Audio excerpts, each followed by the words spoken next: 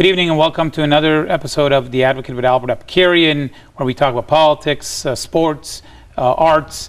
Last few weeks have been just talking about politics because the June 5th election is coming up and we want to make sure that everyone's involved. With that, I basically brought to our show today a person who I believe will probably be number one in the lieutenant governor's race coming up on June 5th. And we asked him to come in here to give us a little bit of his views as to what he thinks California should be heading in 2018 and on. Cole, Mr. Harris, very, very happy to have you here. Welcome to our show. Great, I appreciate to be here. Thank you guys for having me. I really appreciate being here. We always start our entire show with telling our guest to give us a background about where they come from, who they're married to, how many children they have. So it's a little bit personal touch to it. So go ahead. Sure. So I was born and raised in California. I have a wife and two sons. My oldest boy, his name's Dylan. He's 9 years old. I have a 4-year-old named Dax, and my wife is named Cindy. And my wife, mother-in-law and father-in-law both live at home with us. We have lived together in our home for the last 17 years with my mother-in-law and father-in-law, and I speak fluent Mandarin, and my wife's Chinese, and we got introduced on a blind date here, ironically enough, in California, and here we are, 2 kids and 19 years later. That's great. It's a great story, actually. Yeah. It's not very common where you have your in-laws actually live in your house. How does that dynamic actually work for you? Well, for me, it's actually great because the kids get to see how like a real family, a true family is, where you have in-laws and your mother-in-law and your father-in-law, your grandma and grandpa essentially living with you, and it just goes to show it kind of repurposes and keeps the glue together in regards to your family, because it just fosters a love in the home. And that's great. Yeah. And we, as Armenian Persians, understand that is something that we always do. You say the glue and in-laws and your extended family is really the glue that pushes the family together, which is right. Certainly does. I mean, and then then there's the portion of having a mother-in-law and father-in-law there, and it's sometimes it's challenging, but every family deals with their own small obstacles and things like that. But that's what makes it a family. If everything was smooth sailing perfectly all the time, then it really wouldn't be challenging for yourself to sacrifice and move forward and things of that nature. So I embrace it. That's great. I was reading a little bit of your bio and said you started your first company when you were 14. Yeah. I have a 14-year-old, and I'm thinking he just started with 5 of his friends a clothing company. Oh, yes. Believe it or not. So when I was reading that, I showed it to him. I said, look, a successful man who started at 14, you could be successful too. Yeah. So tell me a little bit about your background, business background. So I was born and raised in California. I was born in Downey, and then I was raised in Antelope Valley area. My father was an electrical engineer, and my grandfather was a longshoreman. He worked down on the docks. I still have 2 uncles that work down in Long Beach on the docks as well. So like you said, at 14 years old, I did kind of take, I call this is basically the pillar of being a Republican, is you take responsibility for your own circumstances.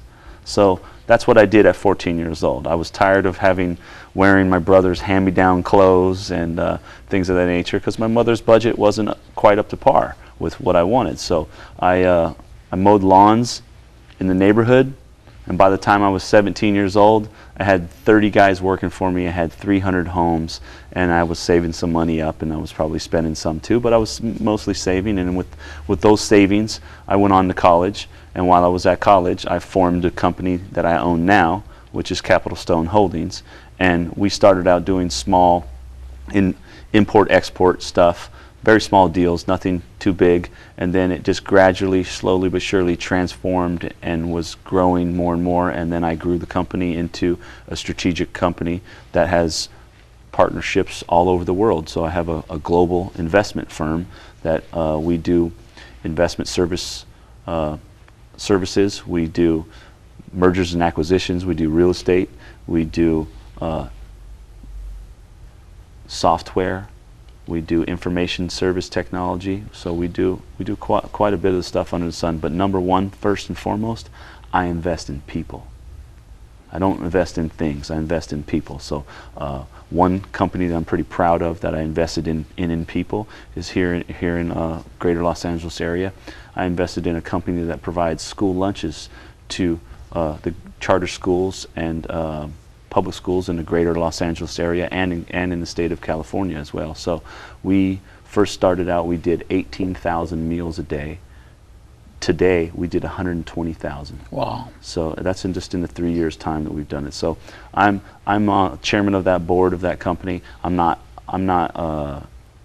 involved in everything day to day, but I give them the long-term horizon, and we sit down and we hash it out, and we got a good thing going on. So that's one thing that I'm proud of to say that I've done.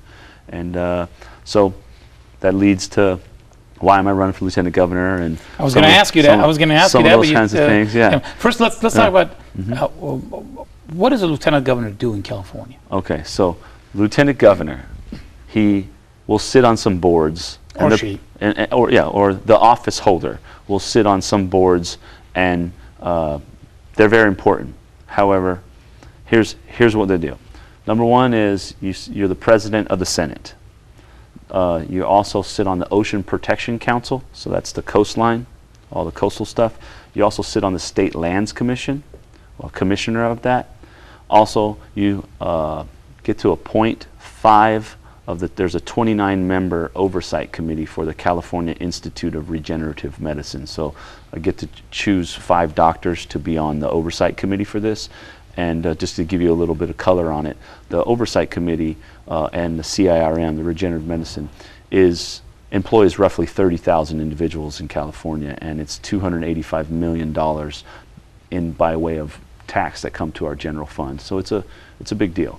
So then you have the Ocean, I said the Ocean Protection Council. You also have the Water Transition Task Force. Also have a Jobs Center.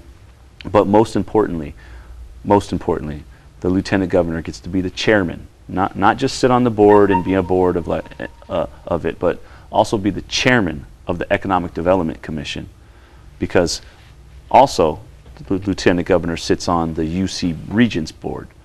So the UC Regents Board is all the colleges, the UC universities, and also the Cal State University Board of Trustees. So I'll be on the board of that, advocating for things like that. But the Economic Development Commission is one thing you get to be the chairman of. So I get to write an economic development plan for California and push this thing forward. And I'd like to share with you a little bit more about that later. Yeah. But that's that's the gist of what lieutenant governor actually does. And then if the lieutenant governor may be added to other roles and responsibilities, but that will happen once a new governor comes in. So the new governor comes in, and then he'll possibly add the lieutenant governor onto other things as well as those responsibilities that I just outlined.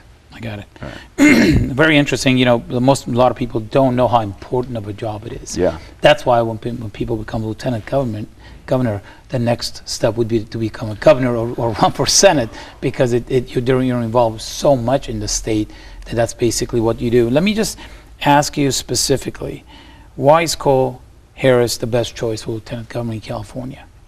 Because I have the business acumen to succeed. I have the business acumen to get my arms around what's going on in our state.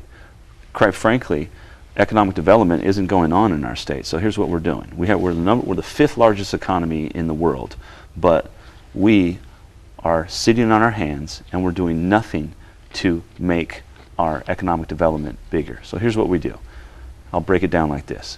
There's $189 billion is our pot, is the general fund. That's the amount of money that the government of California collects via taxes. So we got $189 billion that go into the general fund. We have a budget of $183 billion. So there's the $6 billion quote-unquote surplus. But what we as Californians are not doing is we are not making our $189 billion fund any larger. What we're doing is we'll put our fingers in the cookie jar and we try to take from Peter to pay Paul. tax more this, take money from this general fund, do from that, do from there. We're not doing anything more to have the revenue streams higher to make this go, so we can offset our spending. If we do this, we have more money to spend on social programs. We do not have to raise taxes. We do not have to do a lot of these things that is existing what's going on currently. So I have a plan for the economic development plan, and I put a price tag on it, is a $900 billion plan. In order for California to step up to the plate and be really, to quote unquote fix our state, we're $900 billion in the hole in neglected maintenance of infrastructure across the board.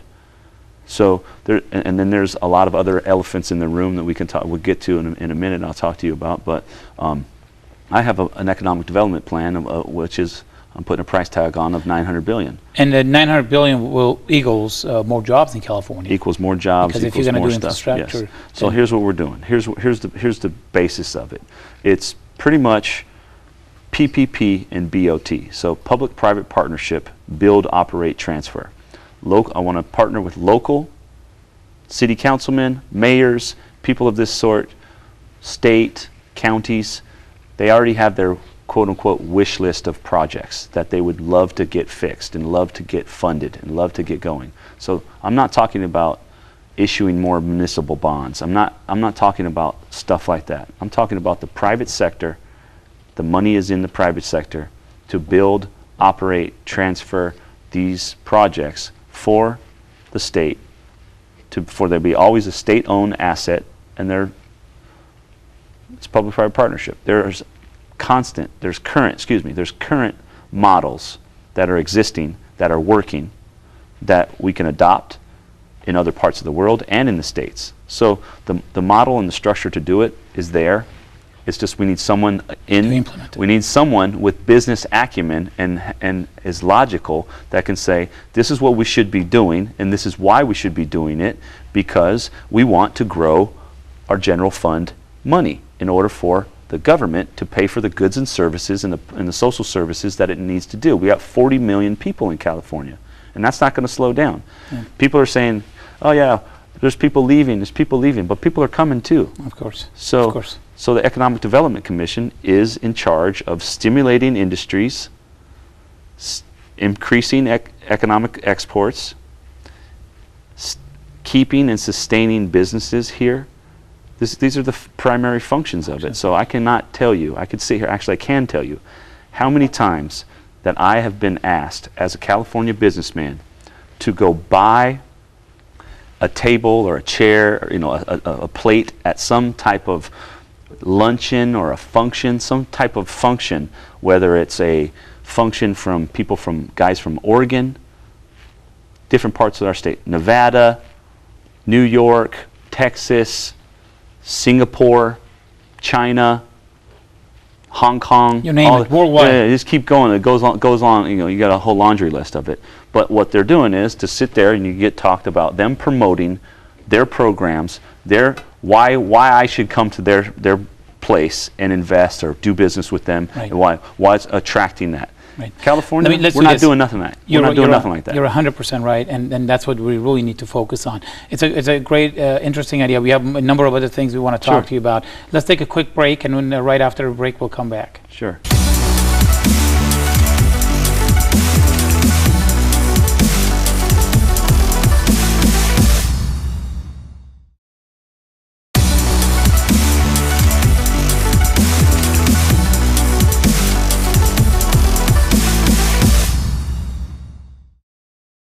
Welcome back.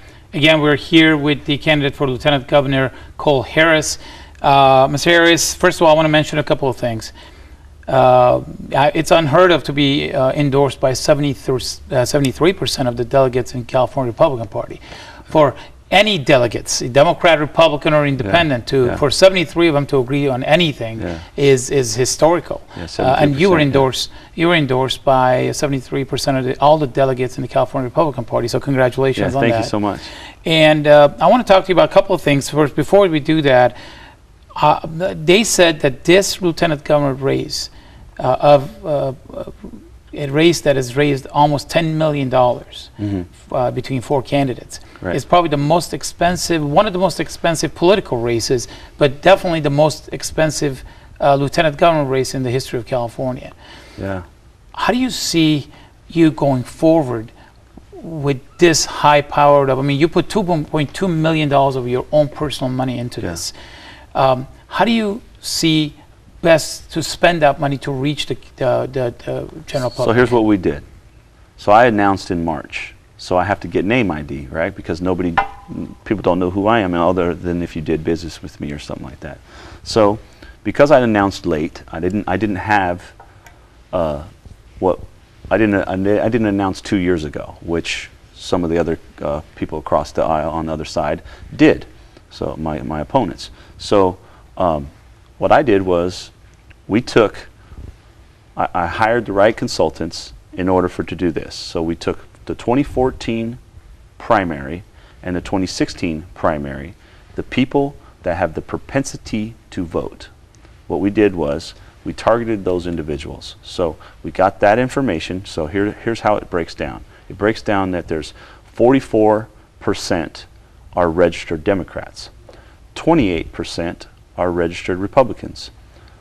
The other 28% and some of the independents are declined to state, which is another 28% and so on. So what we did was we targeted the people that are declined to state and independents and no party preference people and Republicans directly. So we did direct digital marketing and we did direct digital or TV buys, cable buys and things of that nature, because it breaks down to where this analytics, I hired the same analytics firms that Trump hired, that Obama hired, that Romney hired, the same firms to do it because it's proven. And then I'm also doing teletown calls, and then also I'm doing actually going to events and meeting people directly up and down the state. But what it does is it directly targets somebody so they know at any given time during the day they possibly would be watching this program, this channel, this TV channel, or they're clicking on this and they know specifically that. So it's down to a science. The algorithm has done it. So they put it in and it goes through and it helps me get my message out.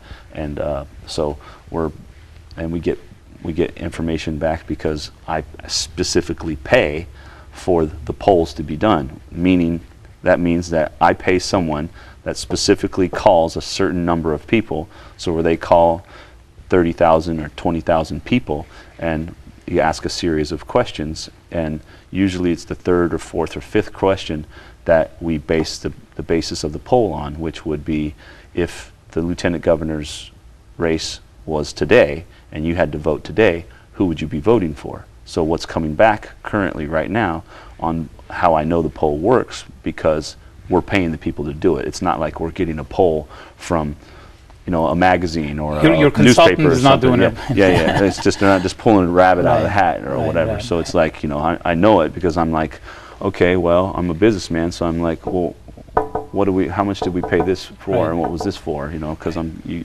being astute in it. So now 24% of the entire pie is coming back for me on this poll. So I'm polling at that. So here's how it'll break down.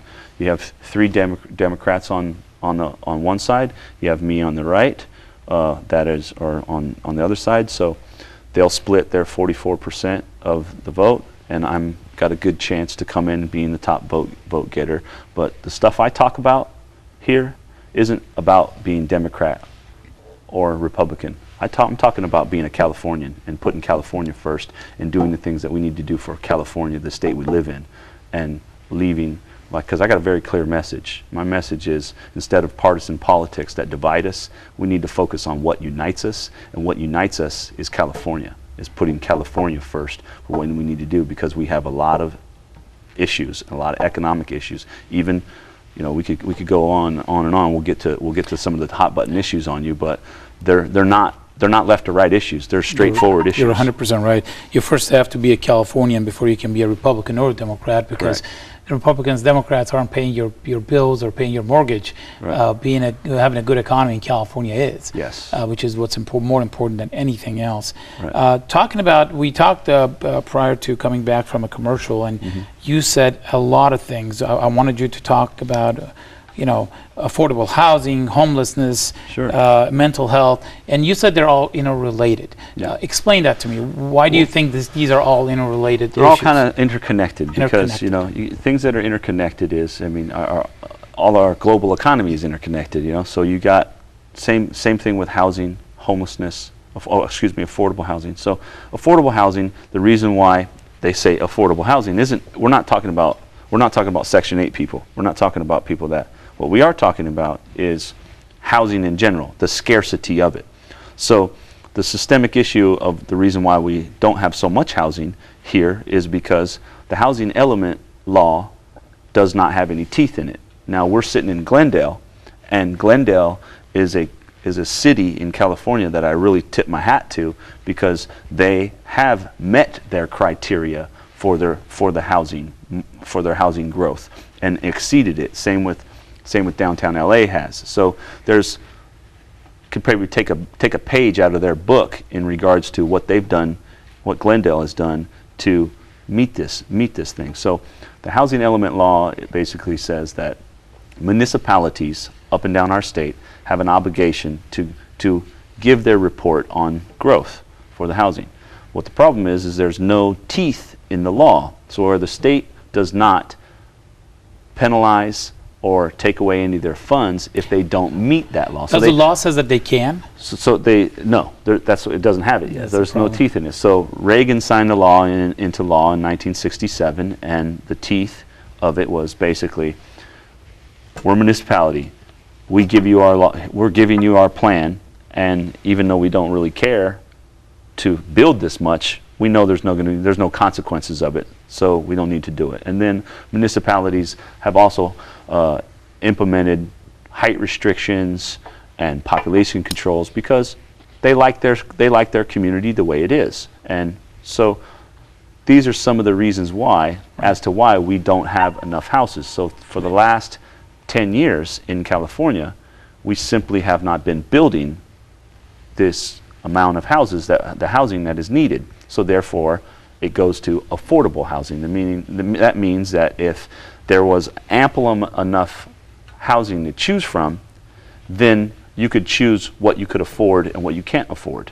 So because there isn't anything to choose from, then you don't have nothing to do. So how they get interconnected is where you have people that are housing insecure, meaning it's too costly for housing because there's nothing that's been built. So housing insecure means they're one paycheck away from being homeless. And then you have vulnerable individuals that are homeless or mentally challenged or have some type of living with some certain disability, but they need help. They need the type of help. So how it comes to be interconnected is that you don't have enough housing to choose from. You're getting pushed out because it pushes down your costs. It's too costly for you to live there and to do it and to work in these places. And then on top of that, you have the sanctuary state law. Yep. So the sanctuary state law, there's unintended consequences of the sanctuary state law, which I oppose. I oppose sanctuary state law because I believe that municipalities should have the right to opt out of the law, 100%. just like Orange County has done. 100%. So there's that. But the unintended consequence of the sanctuary state law is that before the sanctuary state law was passed, we had 100,000 people, roughly, that were homeless in California. Today, we have 200,000 people that are homeless, and that has nothing to do with people that were housing insecure, and now that many people didn't come. What happened was the thought of sanctuary has taken people from parts of the United States are coming to our state because sanctuary. Right. Has nothing to do with interagency cooperation. I completely understand. Let's do this. Sure. I want you to give a 30-second note to our viewers, looking at the camera, and saying why, from the bottom of your heart, why should the viewers vote for Cole Harris? Okay.